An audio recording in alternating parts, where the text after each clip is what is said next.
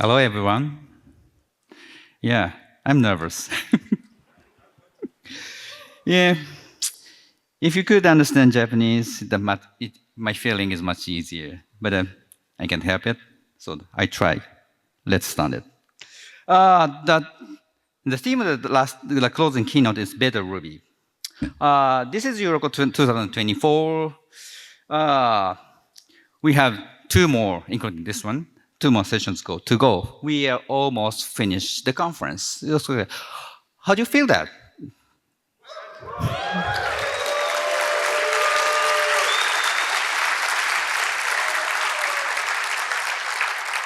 Did you enjoy the conference? Yeah? Thank you. So this is kind of new Euruko. So that we have 3 days conference instead of 2, and we have 3 tracks in the conference. Traditionally, Euruko has single track conference for a long time.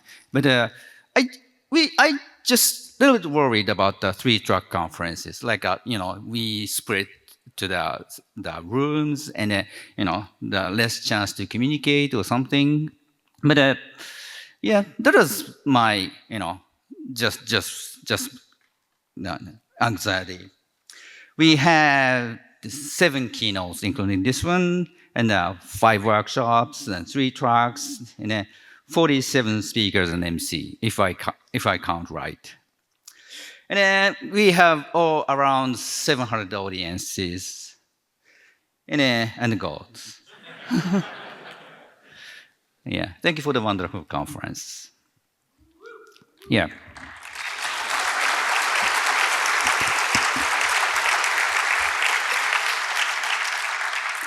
So I'm going to ask you about why are we here? We are here for Dave Thomas, probably yes, or Josephine, or we are here for Ruby, of course. This is Ruby conference. Ruby is a great language. It is productive and fun. Ruby is great because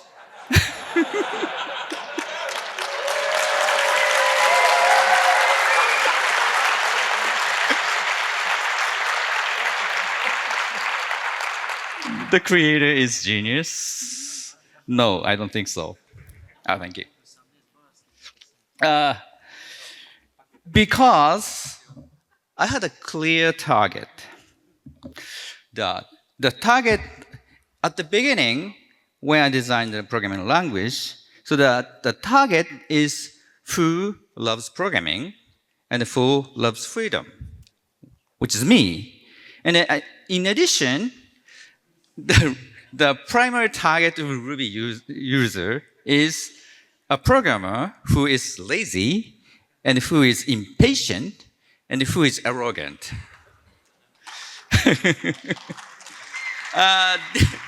This is, according to the Larry Wall, who is the inventor of the Perl language, the laziness, impatient, and hubris is the 3 virtues of programmers.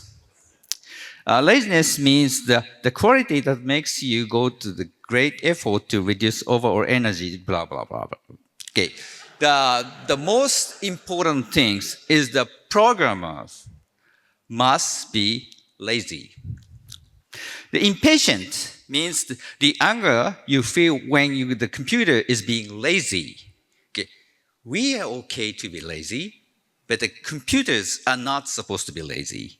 This makes you write programs that don't just react to your needs, but actually anticipate them, or at least pretend to. The hubris. The quality that makes you write and maintain programs that other people want to say bad things about it. So who is the target? It's me.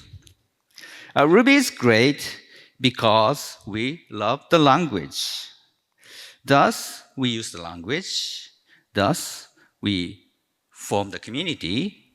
So because we love the language, we organize conferences like this. Then because we love the language, then we create gems. And because we love the language, we create Ruby gems. Because we love the language, we improve the language. The amount of love is unique in the Ruby community. Think about that. I basically C programmer, so the Ruby itself is written in C, and I write C. But I have never met with the creator of C programming language, Dennis Ritchie, or I don't participate in the new features of the C programming language. The distance between us users and the creators or developers of the language are very distant.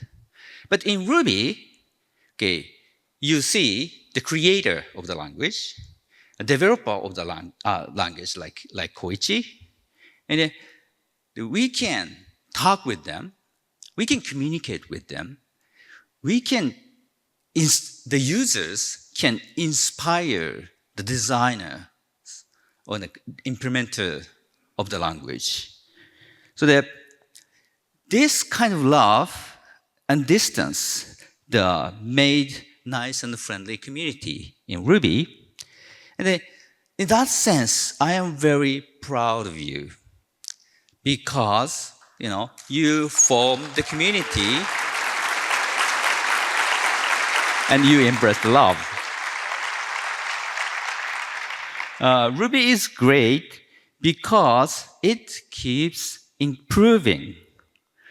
Ruby is open source software. You can use it free, and no one forced to use Ruby. Maybe you are hired in the Ruby company. You are forced to use Ruby, but you choose the company at the first time. And we are driven by the love and passion, so that if we are bored, we may leave. You are not forced. I don't pay you to use Ruby. I don't pay you. Yeah. But you don't pay me, though. But our relationship is established on top of the curiosity, interest, and joy, and love.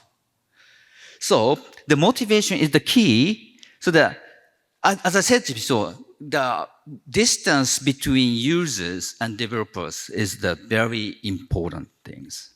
So the creators, developers, we need to feed the community something attractive, something interesting, something beneficial. So new features are for us, for profit and fun. So the last 30-something years, so we improved the language and we provide the new features, mostly to attract you guys. For example, YAV, which is from Koichi, is released with the Ruby 1.9, which released in the 2007.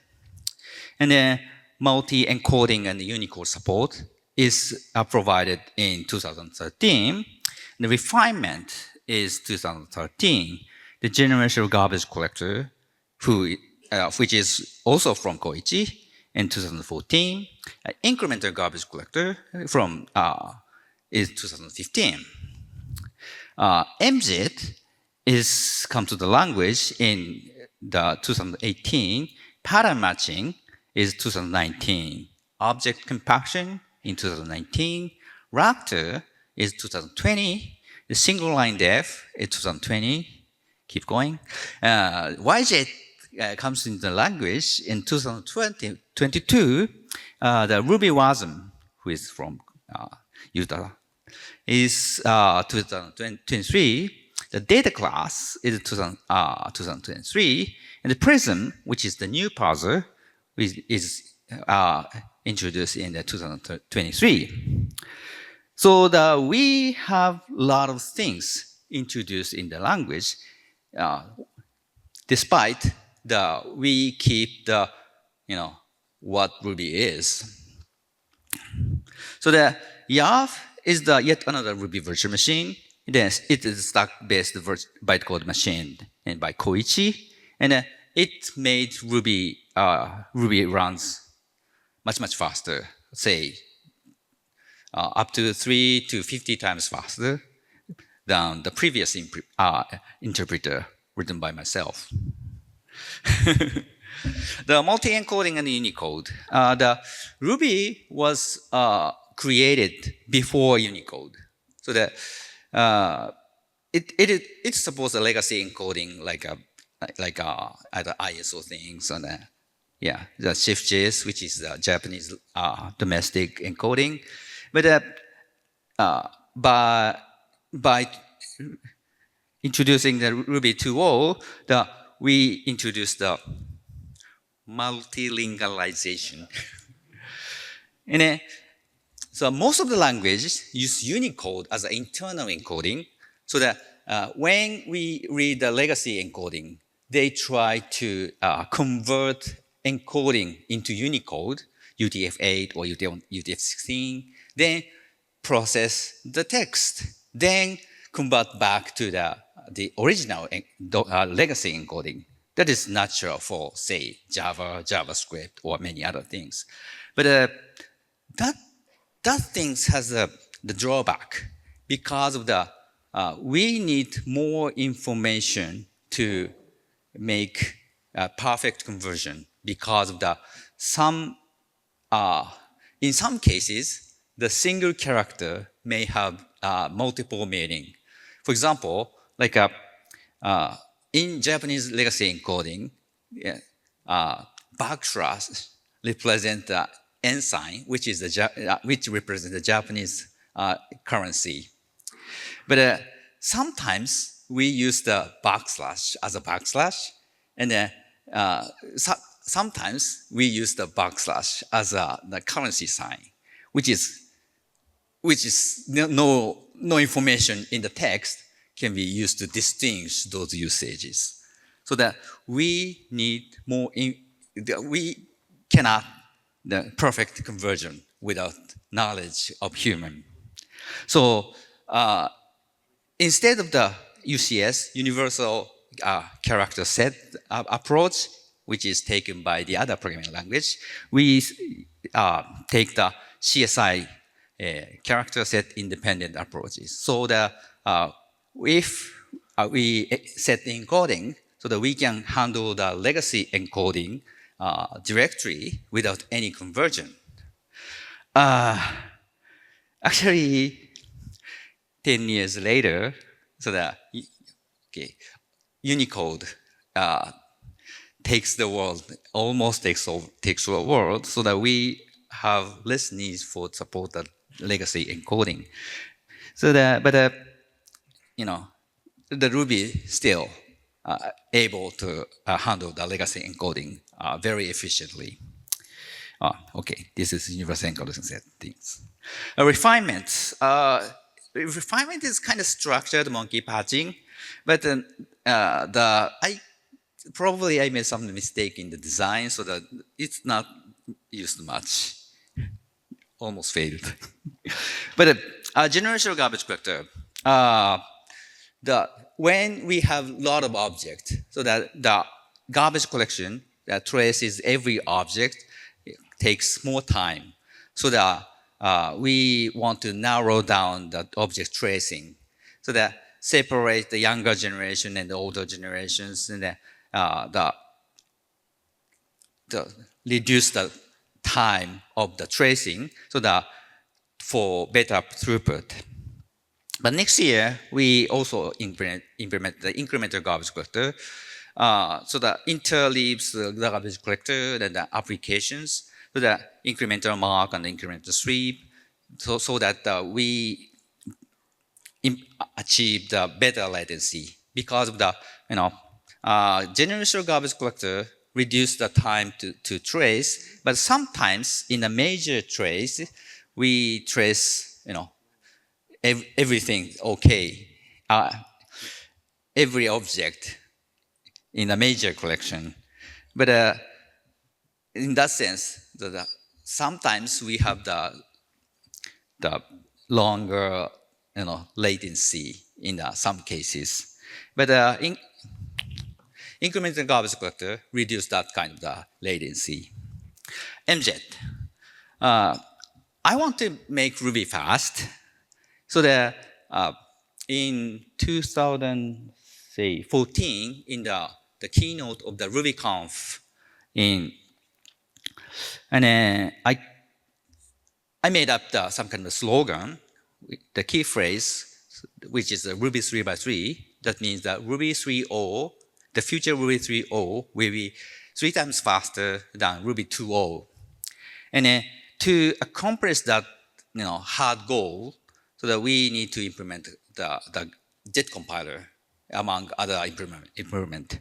So the MJet was the first JET compiler for Ruby, so that it generate the C code from the Ruby source code, then compile it using the normal garbage collection, GCC or clan, then dynamic load to the virtual machine, which sounds insanely slow, but we made many tricks to improve the latency. So by using MZ, we accomplished the Ruby 3 was 3 times faster than Ruby 2. But Ruby 2.0, I mean. But in some benchmarks. But the problem is, the most of us use Ruby in Ruby on Rails, and MJet makes Rails application runs slower. So that's a big issue. But anyway, we accomplished we made 3 times faster in some benchmarks.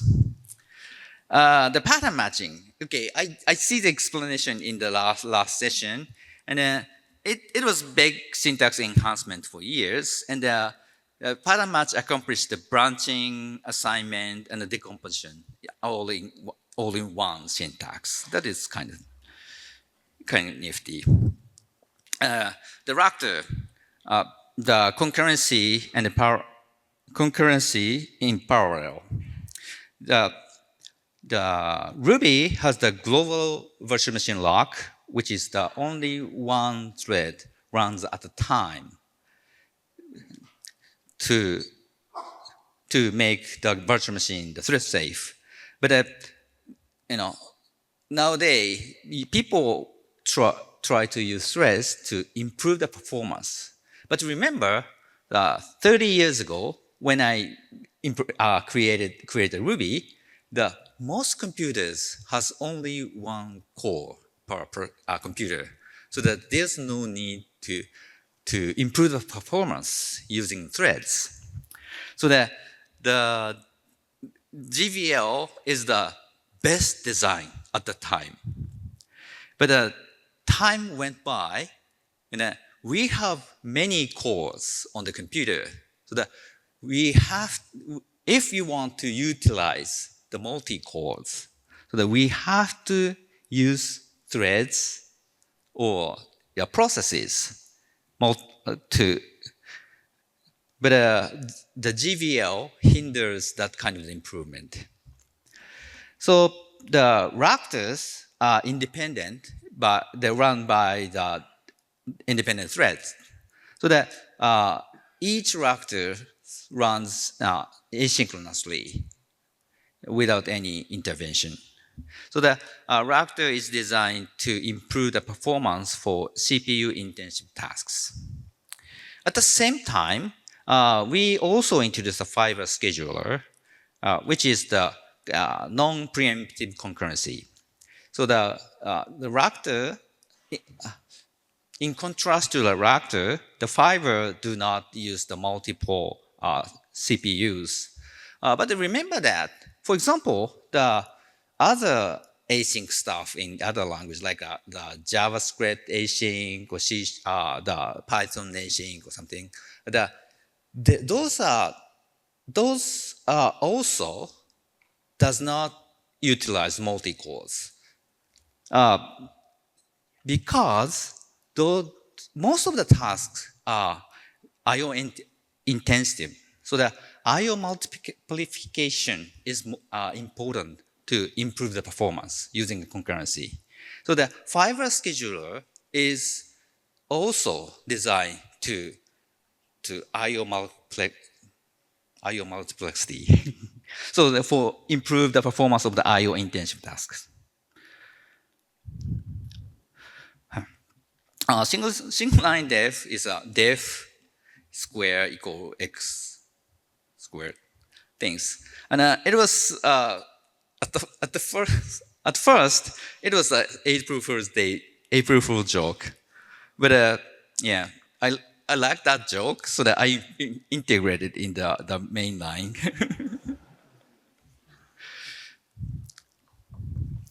The YJet.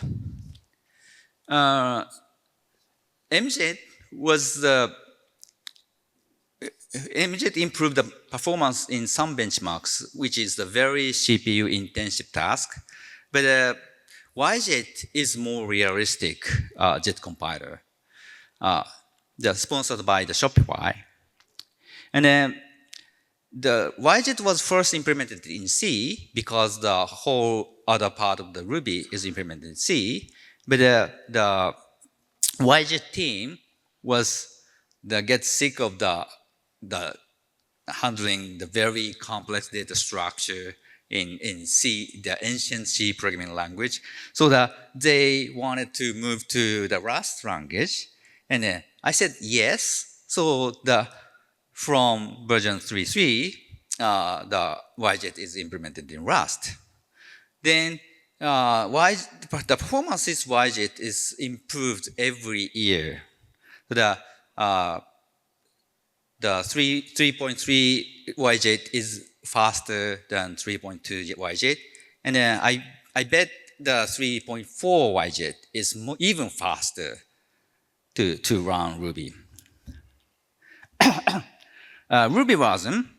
RubyWasm is Ruby is compiled into the WASM using a WASI interface.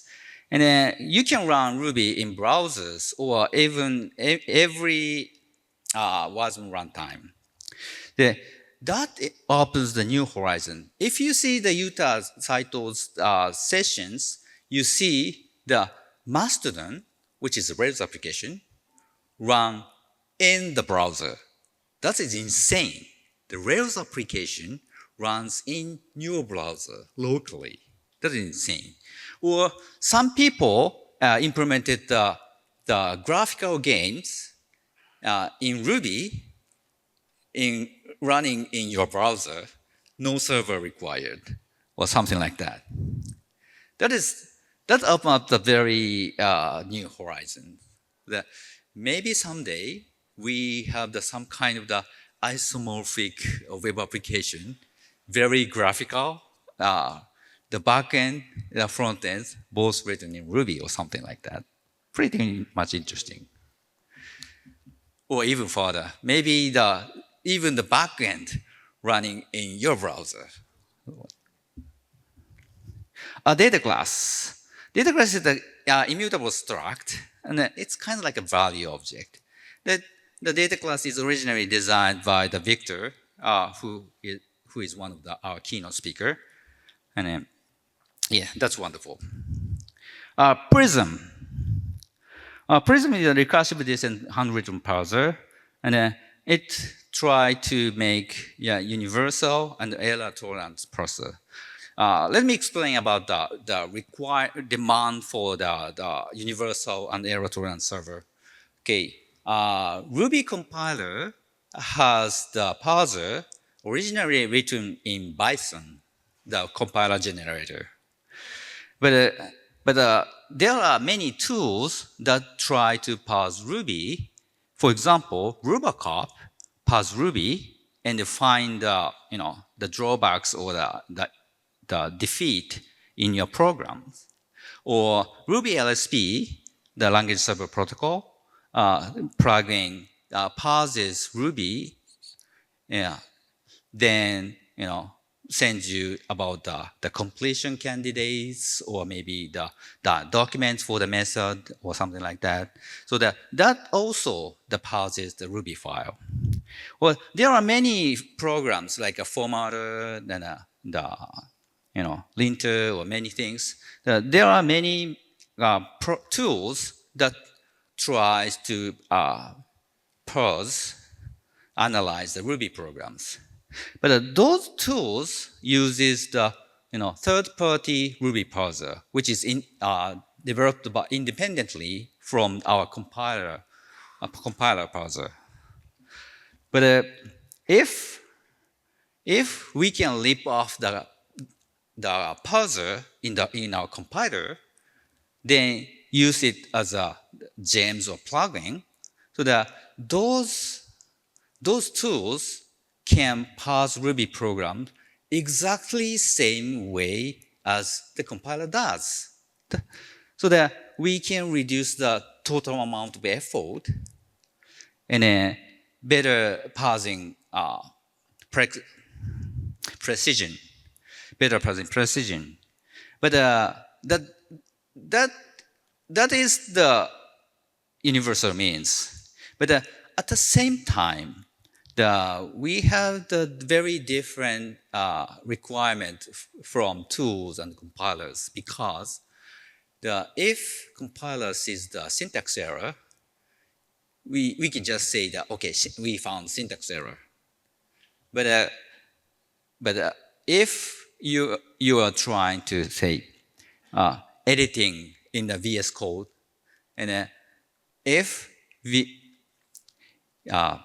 syntax error happens way before where you are editing, so that you want help from the plugins or the parsers, but because you have syntax error way before the place you are editing, so that if the parser or the plugin stops helping you, that is unfortunate.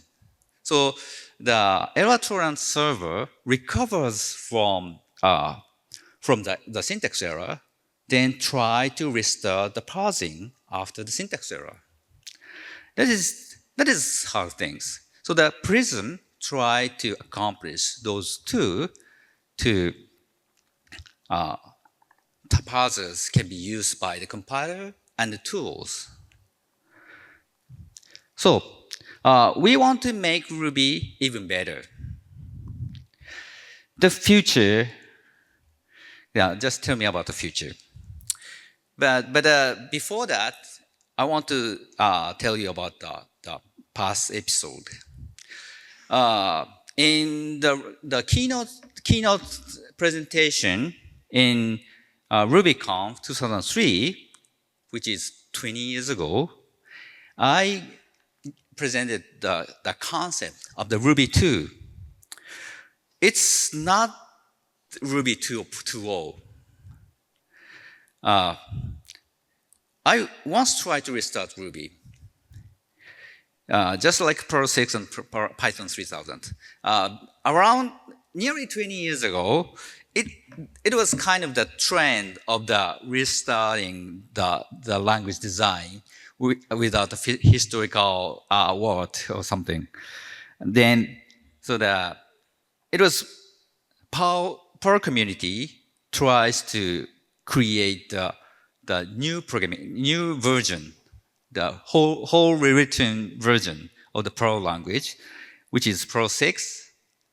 And then the Python people also restart their project, then codenamed Python 3000. So according to that trend, I tried to restart the Ruby language without any historical word. So we collected Ruby change request, RCL, and then we discussed about the Ruby 2 ideas. So that if we restart the language, what features should we add to the new language? So we have a lot of things. Selector namespaces, keyword arguments, method combination, Unicode support, pattern matching, packages, JIT compilers.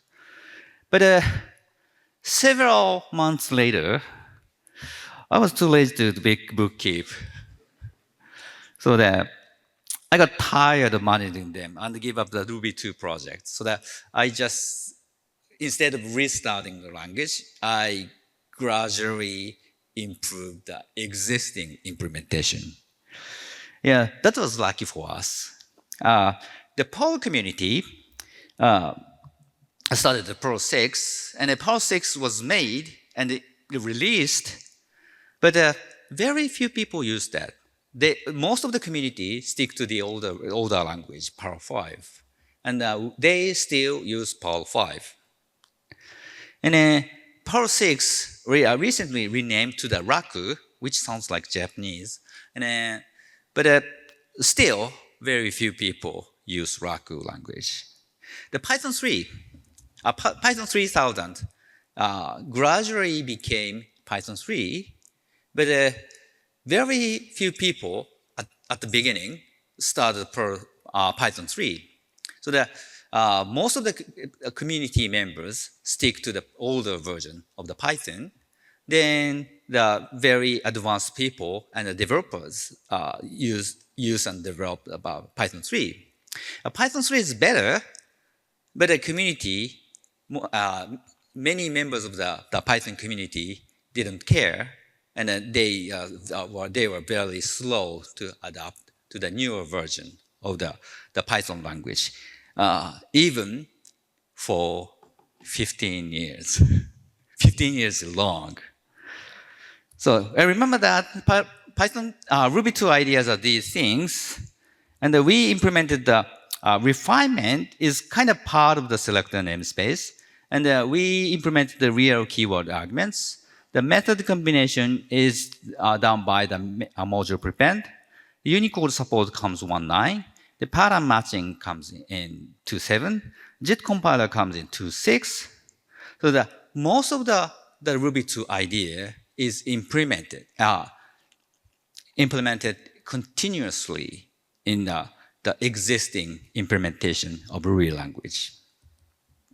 The remaining Ruby 2 features are selector namespace and the packages. So to accomplish that, the part of the core members try to implement the namespace things. A namespace is kind of like a refinement and plus packages. That is some kind of the isolated scope of names. So that the important things is that we can load the multiple version of a gem in the single application because they are isolated. So that if a part of your application uses the JSON gem version 1, then the other part of the library uses the JSON 2 of JSON 2 gem. But currently we have the version conflict, so that we just got error because of the dependency conflict. But now by using namespace, we can isolate them in the namespace, so that the part of the application is run based on the JSON older version of the JSON gem. The other part is based on the newer version of the JSON. That we can make it possible by using the namespace. But Ruby 3.4, which comes in the late this year, will come with some kind of experimental namespace implementation. Hopefully. Yeah, we left several very big issues, but I'm not sure we can fix it before the release. Anyway, the final API is under this discussion, so that you can experiment, play with the namespace things, but it probably the current interface will be removed, so that don't use it in production. The other things is I'm going to add to the new languages annotation. I want to add some kind of the meta information to the code, like the Python's decorator or the C Sharp's attribute. So once we implemented and provided the usable, the feasible implementation of the namespace and the annotation, I may consider making it Ruby 4.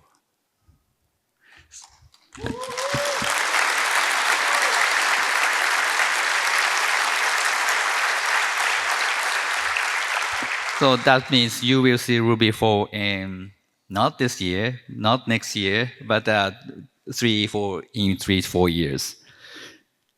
Okay. We have a lot of other improvements. The performance. Yeah, as I said, in 2024, we made up the project Ruby 3x3, and that means that Ruby 3.0 will be 3 times faster than Ruby 2.0, and then with some benchmarks. That leads to MZ, then YZ, and then Ruby is getting faster. Actually, each year, we release each year, once in each year, they're 5 to 10% faster each year. That is great things. And the new version uses less memory. But thanks to the variable with the allocation things, which is the reduce the memory consumption. So that means that we reduce the cost of the server side. So that those improvements, many of those improvements are from Shopify, because Shopify runs the huge monolith of the Ruby on Rails application, and it gets faster, so that you can reduce. They can reduce the hosts in the cloud, and then that reduction will, reduce the server-side cost with probably by $1 million or something. That's wonderful. That's why big companies sponsors the improvement of performance. Ruby will be faster. Ruby will be cheaper. Ruby will be more productive. And then we also now providing tools. And the Prism is the one attempt to help out the new tools, especially syntax analyzing tools. And then in addition, we are providing the type inferencing tool, static type checking tools like typeprof, Steep, Sobet. By using those tools, you can check the types of the arguments and the return values of the local variables in certain level without any type declaration. You know that I hate type declaration, so that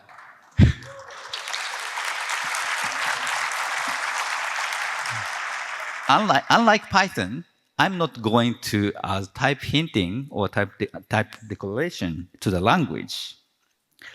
We have the Rubacop with Prism, RubySP, Ruby Formatter, and probably in the future we may have the AI-based development tools. The more tools, more productive. Remember that some years ago we used the plain editor to develop. But nowadays, we have the syntax coloring and the auto indentation, the completion, the smart completion, and a lot of other things. So that our productivity raised by tools. And I also try to help companies to implement and develop tools that would improve your productivity. And by using those tools, your productivity and your joy will be improved and enhanced and increased. So we help them to implement the gems, even more gems. Yeah. We have right now, I don't know the number of the gems registered in the rubygems.org, probably tens of thousands or something. But probably we need more gems. So that if your company has some tools, libraries, and that can be used by many people, and it does not help your core competence of the business, so that disclose your library to as a Ruby gems. That would help people, and that would help us all. Of course, yeah, your core competence should be disclosed and developed by yourself. But the other things like authentication or the security or data structure or many things can be extracted and the share among the community. Remember that when DHH, who is the creator of the Ruby on Rails, implemented the task managing tool named Basecamp, he started from, he implemented everything. And then he extracted the lower half of the application and made it a framework named Ruby on Rails.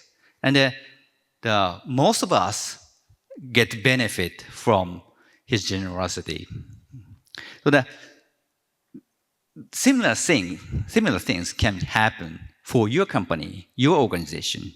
That I ask you and I advise you to share your knowledge, skills, and tools and gems.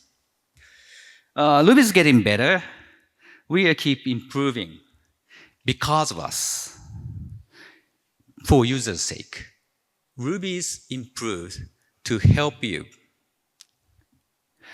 And for developers' sake, because if Ruby used many people, Ruby is open source software, so that you don't have to pay to use Ruby.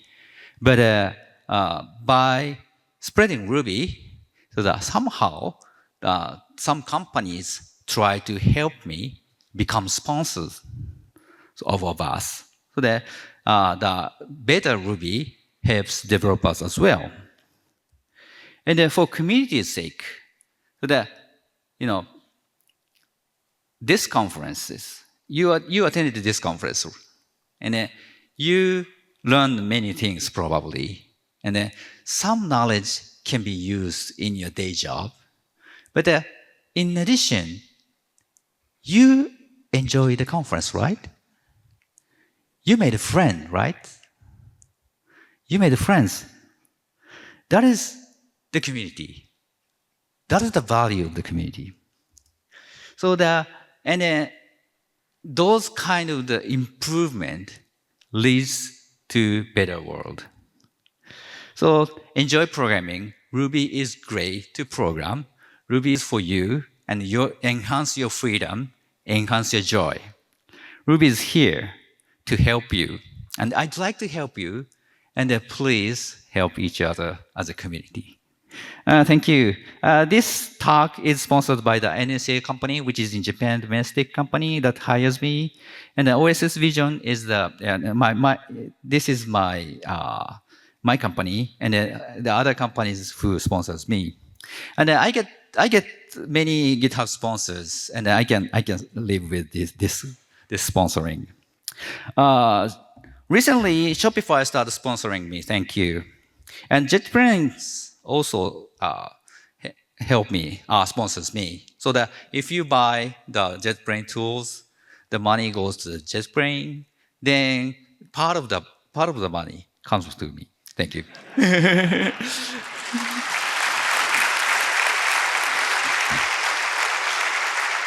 Last but not least, the Ruby community everywhere, Japan, Europe, United States, Latin America, Africa, so that we have so many Ruby communities all over the world, they enjoy Ruby. They helped Ruby, and they made a good relationship between the community, and which is I appreciate those community, and I appreciate those community to help me. Okay, I appreciate you all the community, all people use Ruby, all people who programs, and enjoy programming. Happy hacking. Thank you.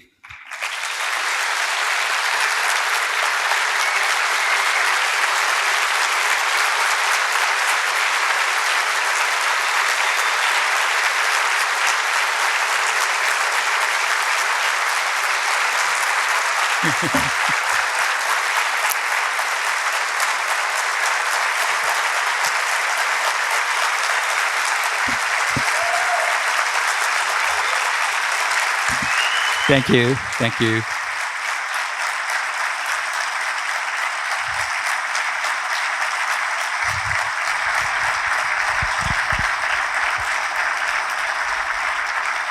Actually, I'm sometimes feels like that some kind of the imposter syndrome. So I'm not good at the communication. I'm not good at the English relatively, and but this standing ovation puffed me up, and here's my imposter syndrome. Thank you.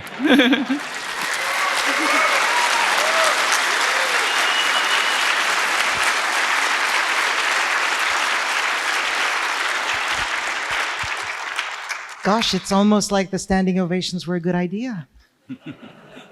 Thank you so much, Mats. You're Folks, welcome. Thank you. One more time, everybody. Mats!